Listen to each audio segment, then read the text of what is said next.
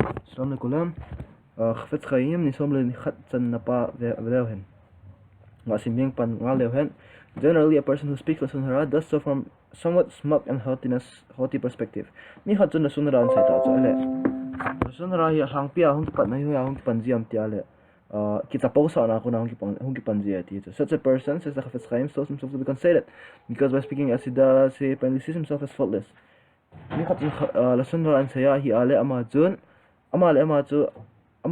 akita pausa adan pa an kiso he ti zinam tiale athil ball pa chu a ball to asai to an to ting tale amale ama chu imacha perfect imacha phat mona nei lo hil da na gel ji ale it is mitang with me tung chang thuan sai ji he ti chu. If he were truly aware of his faults, he would be reluctant to speak badly of others. Ama phat mo dan cha na ki het hen lang hile midang phat mo na chu asai lo hil ding he ti chu. For perhaps his faults are greater. Zinam tiale yani ya he na ama phat mon ho zo chu hi pa sai pa sa nga chu ana kho zo yong mai the he ti chu. The Chafetz Chaim tells us that one who speaks Lashon Hara in a considered way violates this commandment. Mi khat chun hi ti chu ki chu pausa ta Lashon Hara an sa ya hi ale hi chi mitzvah hi abo ke he ti chu. Bihai hishamer lecha pen tishatach et Hashem. Pathen Chaimil get nin na te ki ti pa chu ai khat hi pen pa chu asu abo ke he ti chu which prohibits us from acting arrogantly. It isn't be saying ham tiale ti ting na pathen khai mil ji ai it's supposed to think tale. Arrogance has particularly severe consequences because it is singled out as a trait of which Hashem especially disdains. Ibidinga it's supposed it's supposed on pa hi ama chung tu do la go na hi mea se the he ti chu je nam tiale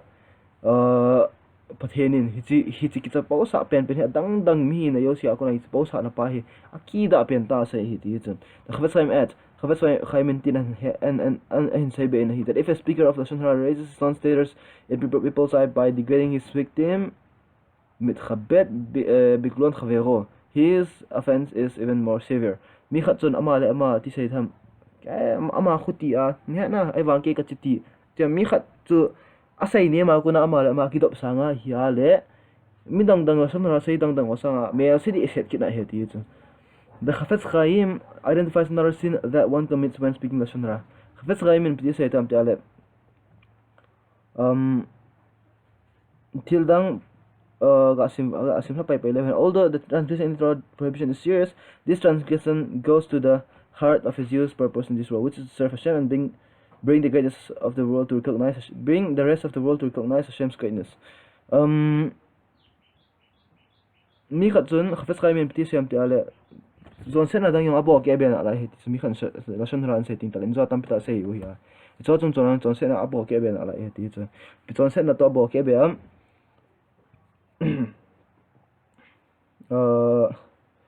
zuta ta an sai ta chu henge zon sen na tora ko na mitzvah negative mitzvah khat gabo ke zo aphamo nai this translation goes to the heart of Jews ahin la hiti Lashon Hara hong ki sai ting ta lewang mi hi min Jews khan abol ding dor pa chu Jews khan hong ki set na lo pen pa chu to kha hi tai ti mi khan Lashon Hara an sai ting ta le ibidinga which is to serve Hashem and bring the rest of the world to recognize jena te zda mi khat abol ding dor ta chu pi hong hi am ta le Hashem kin bolding zo ting ta le Hashem thopi na pa chu vanoi le sena thezal ding pa chu hi a hi chu. The Torah warns us velote khalelu et Shem kotshi Torah inti na sai na hi ti chu Vaikra bung som ni ni chang som thum la ni a chu ke ma e kamin thing na su kamin thing na su set loading na bo ke loading hi ti chu na su bo loading he ti slikha kamin thing na su bo loading he ti chu. At all times a Jew must be on guard that his words or behavior not considered Hilul Hashem. As a mi khat chun akam changa kuna hung pa do yo si chu Hilul Hashem jam lo jaw lo hinam ti pa chu avet jingai Hashem min so bo la jaw lo hinam ti pa chu avet jingai he ti chu to chu aban in do diu ta chu zo Lashon Hara ta chu to Hilul Hashem chu pik met na mi dem. How is Lashon Hara Hilul Hashem? Pti Lashon Hara chu Hilul Hashem thei dem. The Chafetz Chaim explains that when a person speaks Lashon Hara, it's not because he's lured by some physical enjoyment. Mi khat chun Lashon Hara an sai ting ta le athan op wal ja Lashon Hara pti sai dem athan ta sa Lashon Hara sai no sa wal ja chu hi poi ti chu rather than succumbing to early temptation he's merely casting off the restraints of Hashem's Torah. In la mi khat chun Lashon Hara an sai ting ta le Lashon Hara sai athan op ta sa than wal ja Lashon Hara sai hi pon hila Hashem in Torah action pa Hashem Torah action hoyo si chu ti sei ham aja akuna cho Hashem Torah pa cho hloba akuna anot do he ti cho. It is obvious he is making a statement. I understand that Hashem commanded me to refrain from Lashon Hara, but according to my own priorities, it's not that important. If you say na ti ale henge Torah henge pathin Torah sunga Lashon Hara sei lo di he 18 na ve hizing zong le so ke adinga chubanga chpoi mo de poi ti cho ti so pathin thu sei pa cho asu ni mi cho ya cho ti chun hil Hashem ta ki mara ja ko na hungum thai cho. Here's a mortal human being asserting his own priorities over those of the Master of the Universe. Lai him khat ta sa vun le phen nei. Chipa chun pathin na bolo di ati na chunga chu chu ke ade poitia ti sei dham pathin sa len jo ding din ma man adai dei pathin tu sei na ku na chu adai dei ki hlan thei ta banga khu an bol ta chu. He basks in his own glory when he should be humbling himself. If he bol tam ti ale kini sa ding dol ta ai na lai bon he ti kini sa lo hela phele vun nei hi mi kini sa lo hela pe bol ta ai ama thupi na pa ki thupi sa na pa zo chu ta cha asu le te ki su thupi ma le ma zo ki su thupi che gun lai che pi ti ki thupi sa gu hai in zo a sei pen no chu pathen la son na sai hin ti pa chu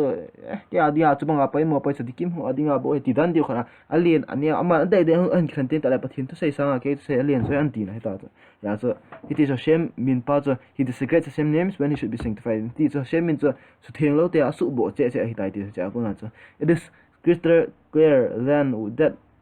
when a person follows this path he negates his mission as a Jew in this world. Ya chumi khat chun aki he chen sel tai chu phem khe chen sel chu hi chi tabang lampi hin jot khat chun